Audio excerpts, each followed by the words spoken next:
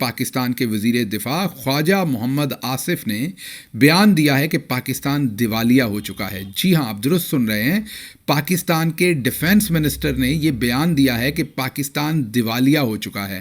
حکومت کا عوام کو بجلی کا زوردار جھٹکا، بجلی ₹2.75 فی یونٹ مہنگی، نیپرا نے نوٹیفیکیشن جاری کر دیا۔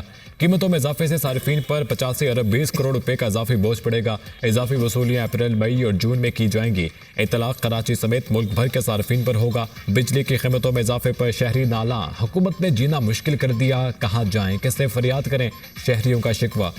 یہ لوگ کنٹرول نہیں کر سکتے، جو غریب ملک کے ادھار پہ قرض پہ پیسے لا کر کے سود پہ ادھر یہ لوگ جو ہے نا اپنا اس طریقے سے خرچ کرتا ہے جیسا ہم لوگ امریکہ میں رہتے ہیں، جیسا ہمارا ملک کا جو انکم ہے وہ امریکہ جیسا ہے۔ فیول ہے، گیس ہے یا الیکٹریسٹی ہے، یہ جب گورنمنٹ مہنگی کرتی ہے تو اس کا براہ راست جو ایفیکٹ ہے وہ عام آدمی پر، بالخصوص غریب پر پڑتا ہے۔ مسٹر خواجہ آصف نے اناؤنس کیا ہے کہ پاکستان ڈیفالٹڈ۔ ان کا کہنا تھا کہ پاکستان ڈیفالٹ کر گیا ہے، ملک کا دیوالیہ نکل چکا ہے، اور اسی کے ساتھ سرحد کے اس پار کا وزیر اعظم کہہ رہا ہے سینٹرل بینک آف انڈیا کو، اپنے ملک کے بینک کو کہا ہے کہ آپ کی ٹاپ پرائرٹی گروتھ ہونا چاہیے۔ اب اس کی ریمیفیکیشن اور اثرات عالمی مالیاتی اداروں اور پاکستان کے رشتوں پر کیا ہونے ہیں؟ انویسٹمنٹ بینکس اس کو کیسے لیں گے؟ دنیا کی اسٹاک ایکسچینجز کیسے لیں گی؟ پاکستان کے امپورٹر پر کیا اثر ہوگا؟ پاکستان کے ایکسپورٹر پر کیا اثر ہوگا؟ اوور آل کاروباری دنیا کے اوپر کیا اثر ہوگا؟ ڈالر اور روپے کے رشتے پر اس کا کیا اثر ہوگا؟ اور اس کے ساتھ ساتھ اوور آل پاکستان کی اکنامک آؤٹ لک کے اوپر اس کے کیا اثرات ہوں گے؟ سب سے پہلے خواجہ آصف صاحب نے، ڈیفنس منسٹر کا یہ کہنا تھا کہ ملک کا دیوالیہ نکل چکا ہے، اس لیے ہم عوام کو، لوگوں کو ریلیف نہیں دے سکتے۔ تو آئیے آپ کو انہی کی زبانی سنا دیتے ہیں کہ انہوں نے کیا کہا ہے۔ ایک طبقے کے اوپر بوجھ دیر نہیں ڈالتا، دیوالیہ ہو جائے گا ملک، بلکہ میں سمجھتا ہوں دیوالیہ ہو چکا ہے۔ تو اس صورتحال میں جو ہے فوری طور پہ کوئی بڑی ریلیف تو جو ہے نہیں دی جا سکتی، لیکن پالیسیز جو ہے جس طرح چینج کی جاتی ہیں، ایک سال، 1.5 سال، 2 سال کے اندر جو ہے انشاءاللہ تعالیٰ ملک کے معاشی حالات بھی درست ہوں گے اور عوام کو ریلیف جو ہے اور بھرپور ریلیف انشاءاللہ تعالیٰ ملے گی۔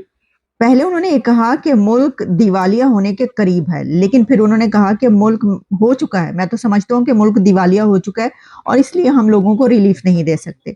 تو یہ لوگوں کو ریلیف نہ دینے کے لیے آپ بہانہ کر رہے ہیں کہ ملک دیوالیہ ہو گیا ہے، یا واقعی ملک ڈیفالٹ ہو گیا ہے اور آپ بہانے سے یہ بتا رہے ہیں؟ بھئی یہ صاف صاف بتا دیں آپ، اس میں جو ہے وہ ادھر ادھر جانے کی کیا ضرورت ہے پتلی گلی سے؟ آپ بالکل سامنے آ کر بتائیے کہ جناب یہ ہو گیا، اور وہ انہوں نے بتا ہی دیا۔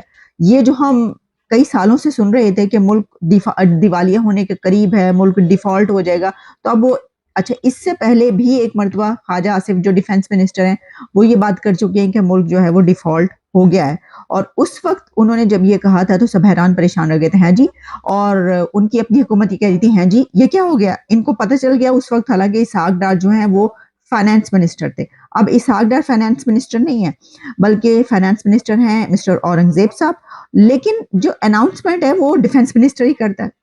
یہ عجیب سی بات ہے کہ پاکستان کا فائنانس منسٹر ڈیفالٹ ہونے کی اناؤنسمنٹ نہیں کرتا بلکہ ڈیفنس منسٹر کرتا ہے۔ پہلے بھی ڈیفنس منسٹر خواجہ آصف صاحب نے فرمایا تھا کہ ملک دیوالیہ ہو گیا، ابھی بھی وہ یہ کہہ رہے ہیں۔ تو یہ چکر کیا ہے؟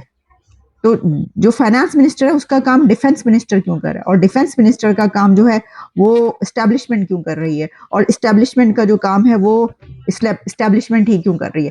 خیر، یہ ہم پتہ نہیں کس طرف نکل جائیں گے، لیکن اب آپ کو ہم نے یہ تو بتا دیا، ذرا سن لیں کہ انہوں نے اور کیا فرمایا۔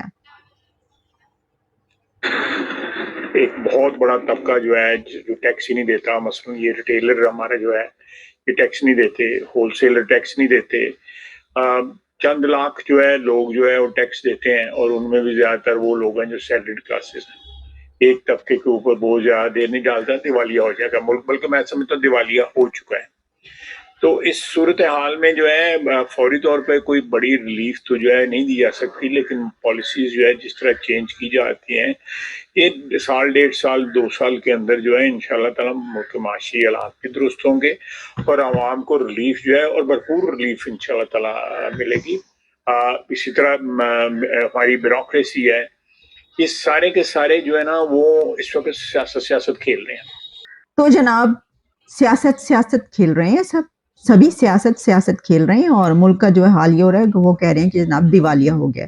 लेकिन जो इसकी सियासी साइड है वो मैं आपके सामने रखता हूं, क्योंकि चंद ही हफ्ते पहले तक याद कीजिए यही तमाम के तमाम लोग हमें ये बताते थे कि हमने रियासत बचाई है सियासत की कुर्बानी देके। आपको चंद हफ्ते पुरानी वो प्रेस कॉन्फ्रेंस याद नहीं है जो लाहौर के गवर्नर हाउस में नवाज शरीफ साहब ने बैठकर की थी। शहबाज शरीफ साथ बैठे थे, सामने बिल्कुल लौंडा लपाड़ा जी बैठे थे और उनके साथ सुहेल वड़ाइच साहब, मुजीबुर रहमान शामी साहब और बहुत सारे अकाबरीन बैठे थे। और वहां पर बैठकर ये बात की थी नवाज शरीफ साहब ने कि मैं हुकूमत नहीं लेना चाहता था, लेकिन फिर मुझे बताया गया कि पाकिस्तान दिवालिया कर दिया है इमरान खान ने, तो इसलिए दिवालिया होने से पाकिस्तान को बचाने के लिए मैंने शहबाज को कहा, मतलब कि शहबाज शरीफ को, कि शहबाज निके ये नहीं होने देना, सियासत जाती है तो जाए, पाकिस्तान को बचाना है। तो फिर हमने पाकिस्तान को बचाया और पाकिस्तान को दिवालिया होने से बचाया और पाकिस्तान की इकॉनमी को बेहतर किया, वरना पाकिस्तान दिवालिया हो जाता। और फिर हाल में मौजूद तमाम पटवारियों ने इस पर तालियां भी बजाई और नवाज शरीफ साहब ने खुशी से वो तालियां रिसीव की। ये इन्होंने अब से चंद हफ्ते पहले हमें बताया था और आज इनका फॉर्म 47 पर जाली तरीके से जीत कर आने वाला और असल में अम्मा रेहाना डार से हारने वाला ख्वाजा मोहम्मद आसिफ, जो डिफेंस मिनिस्टर है, चौधरी निज़ामुद्दीन का सबसे चहेता, खुद से लाया हुआ, अपना ही वजीर बनाया हुआ, वो हमें बता रहा है कि पाकिस्तान दिवालिया हो चुका है। तो मैं आपको आज बताने की कोशिश करूंगा कि असल में ये लोग झूठ बोलते हैं और अंधाधुंध झूठ बोलते हैं और अब शायद मुंह से सच निकलना शुरू हुआ है मजबूरी में।